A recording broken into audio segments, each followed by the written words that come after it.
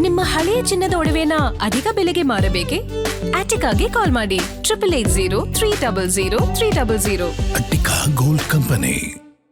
But ಯಾಕೆ ಪ್ರದೀಪ್ ಈಶ್ವರ್ ಅವ್ರಿಗೆ ಕುಮಾರಸ್ವಾಮಿ ಅವ್ರನ್ನ ಕಂಡ್ರೆ ಇಷ್ಟರ ಮಟ್ಟಿಗೆ ವೈಯಕ್ತಿಕವಾಗಿ ದಾಳಿ ಮಾಡಬೇಕು ಅಂತ ಅನಿಸ್ತು? ಅವರ ಸ್ಟೇಟ್ಮೆಂಟಿಂದ ಅಲ್ವಾ ಅವ್ರ ಕಾರ್ಯಕರ್ತನ ಕಳಿಸಿದ್ರು, ಚಪ್ಪಲಿ ಎಸೆತ ಆಯಿತು, ಇದು ನಿಮಗಾದ್ರೂ ಮರ್ಯಾದೆ ತಂದಿದ್ದ ಬೆಳವಣಿಗೆ? ಈ ಪ್ರಶ್ನೆ ಇದೆ. ಯಾರು ಎಲ್ಲಿ ಸರಿ ಮಾಡ್ಕೊಳ್ಬೇಕಾದಂಥ ಅನಿವಾರ್ಯತೆ ಇದೆ, ಅದ್ರ ಬಗ್ಗೆ ಇವತ್ತು ಚರ್ಚೆ ಮಾಡೋಣ. ನಮ್ಮ ಜೊತೆಗೆ ಅತಿಥಿಗಳು ಜಾಯ್ನ್ ಆಗಿದ್ದಾರೆ, ಅವ್ರನ್ನ ವೆಲ್ಕಮ್ ಮಾಡ್ಕೊಳ್ಳೋಣ. ಬಿಜೆಪಿ ವಕ್ತಾರರು ಉತ್ಕರ್ಷ್ ಅವರು ನಮ್ಮ ಜೊತೆಗಿದ್ದಾರೆ. ಸರ್ ನಮಸ್ತೆ, ಕಾರ್ಯಕ್ರಮಕ್ಕೆ ಆತ್ಮೀಯ ಸ್ವಾಗತ. JDS ವಕ್ತಾರರು ಆದಂತಹ ನರಸಿಂಹಮೂರ್ತಿ ಸರ್ ಇದ್ದಾರೆ. ಸರ್ ನಮಸ್ತೆ, ಕಾರ್ಯಕ್ರಮಕ್ಕೆ ಆತ್ಮೀಯ ಸ್ವಾಗತ.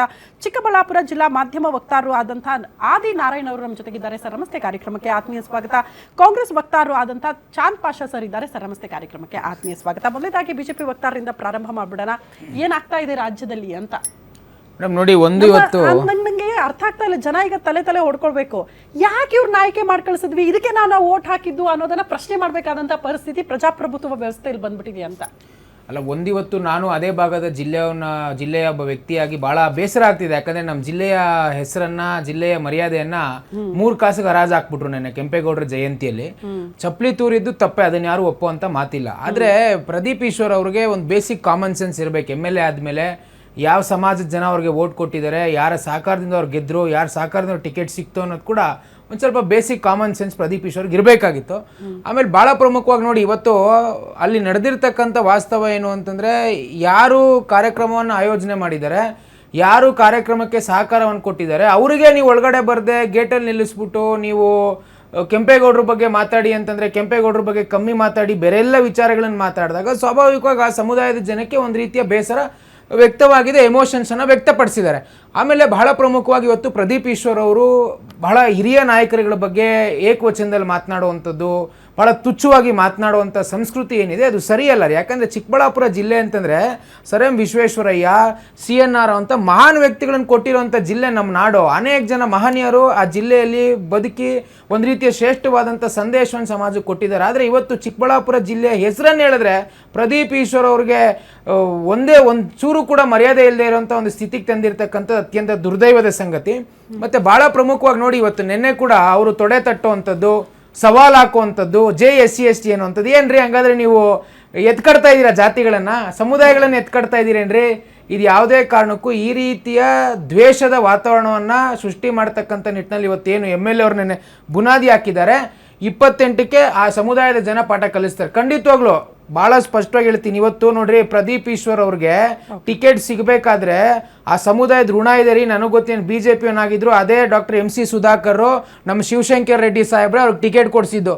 ಆ ಸಮುದಾಯದ ಋಣ ಇದೆ ರೀ ನಿಮ್ಮ ಮೇಲೆ, ನೀವು ನಿಂತ್ಕೊಂಡು ತೊಡೆ ತಡ್ತೀರಾ, ಸವಾಲ್ ಆಗ್ತೀರಾ ಅಂತಂದ್ರೆ ನೋಡ್ಕೊಂಡು ಸುಮ್ಮನೆ ಕೂರಕ್ಕೆ ಅವ್ರು ಯಾರು ಕೈಗೇನು ಬಳೆ ಹಾಕೊಂಡಿಲ್ಲ ನಾವು. ಉತ್ಕರ್ಷ್, ಎನಿವೇ ಪ್ರದೀಪ್ ಈಶ್ವರ್ ಅವರನ್ನ ಈ ಹಿಂದೆ ನಾವೇ ಒಂದು ರೀತಿ ಸಲಾಂ ಹೊಡೆದಿದ್ವಿ. ಕಾರಣ ತಮ್ಮದೇ ಕ್ಷೇತ್ರದಲ್ಲಿ ಈ ದಲಿತ ಸಮುದಾಯದವರನ್ನ ದೇವಸ್ಥಾನಕ್ಕೆ ಬಿಡ್ತಾ ಇಲ್ಲ, ಭೇದ ಭಾವ ತೋರಿಸ್ತಾ ಇದ್ದಾರೆ ಅನ್ನೋ ಕಾರಣಕ್ಕೆ ಜಾಗೃತಿ ಮೂಡಿಸೋ ಕೆಲಸ ಮಾಡಿದ್ರು ಪ್ರದೀಪ್ ಈಶ್ವರ್ ಅಂತ.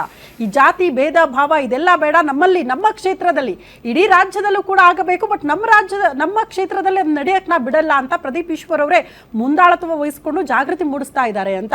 ಈಗ ತಾನೇ ಉತ್ಕರ್ಷ್ ಅವರು ಹೇಳ್ತಾ ಇದ್ರು, ಜಾತಿಯನ್ನ ಎತ್ತಿ ಕಟ್ಟೋ ಕೆಲಸಗಳು ಆಗ್ತಾ ಇದೆಯಾ ಅಂತ. ನಿನ್ನೆ ಪ್ರದೀಪ್ ಈಶ್ವರ್ ಅವರು ಅಂಥದ್ದೊಂದು ಹೇಳಿಕೆಯಲ್ಲಿ ಪ್ರಸ್ತಾಪ ಮಾಡಿರುವ ವಿಚಾರಗಳಿದೆಯಲ್ಲ, ಅದು ಚರ್ಚೆ ಆಗ್ತಾ ಇರುವಂತಹ ವಿಚಾರ. ಗೊತ್ತಿಲ್ಲ, ಅವರೇ ಅದಕ್ಕೆ ರಿಯಾಕ್ಷನ್ ಕೊಡಬೇಕು. ನರಸಿಂಹಮೂರ್ತಿ ಸರ್, JDS ಕಾರ್ಯಕರ್ತರನ್ನ ಮುಂದೆ ಬಿಟ್ಟು ಚಪ್ಪಲಿ ತೂರಿಸ್ತಾರೆ ಅಂತ ಅಂದ್ರೆ ನಾಯಕರು ಏನ್ ಹೇಳಬೇಕು ಅಂತ. ಒಬ್ಬ ಜನಪ್ರತಿನಿಧಿಯ ಮೇಲೆ ಚಪ್ಪಲಿ ತೂರಿದ್ದು ಸರಿನಾ ಸರ್? ಮೊದಲನೇದಾಗಿ ಮೇಡಮ್, ಸ್ವಾಭಿಮಾನಿ ಚಿಕ್ಕಬಳ್ಳಾಪುರ ಜನತೆಗೆ ಕ್ಷಮೆ ಕೇಳ್ತೀನಿ. ಯಾಕೆ ಅಂತಂದರೆ ಇಡೀ ದೇಶದಲ್ಲಿ ಇವತ್ತು ಚಿಕ್ಕಬಳ್ಳಾಪುರದ ಸ್ವಾಭಿಮಾನಿ ಜನ ತಲೆ ತಗ್ಗಿಸುವಂಥ ಕೆಲಸನ ಮಾನ್ಯ ಶಾಸಕರು ಮಾಡ್ತಾ ಇದ್ದಾರೆ. ಅದು ಸುದೀರ್ಘವಾಗಿ ಆಡಳಿತ ನಡೆಸ್ತಾ ಬಂದಂಥ ಕಾಂಗ್ರೆಸ್ ಪಕ್ಷದವರಾದರೂ ಅವ್ರಿಗೆ ಬುದ್ಧಿ ಹೇಳ್ಬೋದಾಯಿತು. ಆದರೆ ಅವ್ರಿಗೆ ಸಪೋರ್ಟ್ ಮಾಡಿ ಮಾತಾಡ್ತಾ ಇರೋದು ಇವತ್ತು ಭಾಳ ದುರ್ದೈವ ಮೇಡಮ್. ಆದರೆ ತಾವು ಹೇಳಿದ್ರಿ, JDS ಕಾರ್ಯಕರ್ತರು ಚಪ್ಪಲಿ ತೂರುವಂಥ ಕೆಲಸ ಮಾಡಿದ್ದು ಸರಿನಾ, ನಿಮ್ಮ ನಾಯಕರು ಯಾರೋ ಮಾಡಿಸ್ತಾ ಇದ್ದಾರೆ ಅಂತ ಹೇಳಿದ್ರಿ. ನೋಡಿ ಮೇಡಮ್, ಕುಮಾರಣ್ಣನ ಮೇಲೆ ಅಪಾರ ಅಭಿಮಾನ ಇಟ್ಕೊಂಡಿರುವಂಥ ಲಕ್ಷಾಂತರ ಕಾರ್ಯಕರ್ತರು ರಾಜ್ಯದಲ್ಲಿದ್ದಾರೆ ಮೇಡಮ್. ಅವರು ಕುಮಾರಣ್ಣನ ಬಗ್ಗೆ, ಅವರು ಏಜ್ ಒಂದು 40 ಒಳಗಡೆ ಇರ್ಬೋದು ಪ್ರದೀಪ್ ಅವ್ರದ್ದು. ಕುಮಾರಣ್ಣ ಹತ್ತತ್ರ 70ವರೆಗೂ ಏಜ್ ಇದೆ. ಅವ್ರ ತಂದೆ ವಯಸ್ಸಿನವ್ರನ್ನ ಆ ಸಮುದಾಯದ ನಾಯಕರ ಜಯಂತಿ ದಿನ ಆ ಸಮುದಾಯದ ನಾಯಕರನ್ನ ಏಕವಚನದಲ್ಲಿ ನಿನಗೆ ತಾಕತ್ತಿದ್ರೆ ನಿನಗೆ ಅದಿದ್ರೆ ನಿನಗಿದ್ರೆ ಅಂತ ಏಕವಚನದಲ್ಲಿ ಮಾತಾಡುವಂಥದ್ದನ್ನ ಆ ಸಮುದಾಯದ ಯಾವುದೇ ಯುವ ಜನತೆ ಸಹಿಸ್ಕೊಳ್ಳಲ್ಲ ಮೇಡಮ್.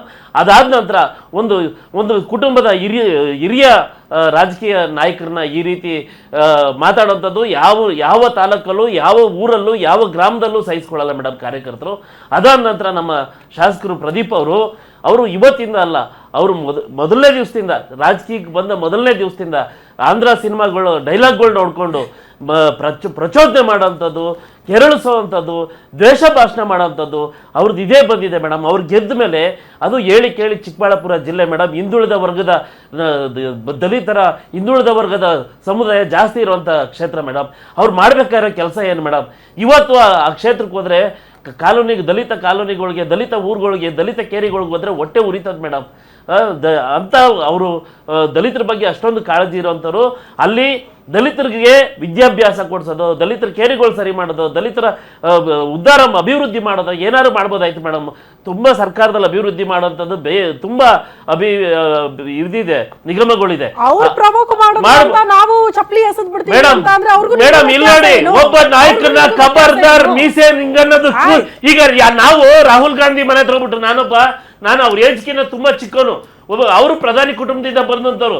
ನಾನು ಪ್ರಚಾರ ಉಚ್ಕೋಬಿಟ್ಟು ದೆಹಲಿಲಿ ರಾಹುಲ್ ಗಾಂಧಿಗೆ ರಾಹುಲ್ ಗಾಂಧಿ ಖಬರ್ದಾರ್ ಕುಚ್ ಬಿ ನಹೀ ಸಕ್ತಾ ಅಂತ ನಾನಂದ್ರೆ ನನಗೆ ಮರ್ಯಾದೆ ಇರ್ತದೆ ಮೇಡಮ್, ನಮ್ಮ ಪಕ್ಷಕ್ಕೆ ಮರ್ಯಾದೆ ಇರ್ತದೆ ಮೇಡಮ್, ನಮ್ಮನ್ನ ಬೆಳೆಸ್ತಾರೆ, ನಮಗೆ ಕುಮಾರಣ್ಣನ್ಗೆ ದೇವೇಗೌಡರು ಮರ್ಯಾದೆ ಇರ್ತದೆ ಮೇಡಮ್. ನಾವು ಒಬ್ಬ ವ್ಯಕ್ತಿ MLA ಆದವರು ಯಾವ ರೀತಿ ಸೌಜನ್ಯದಿಂದ ನಡ್ಕೋಬೇಕು ಮೇಡಮ್.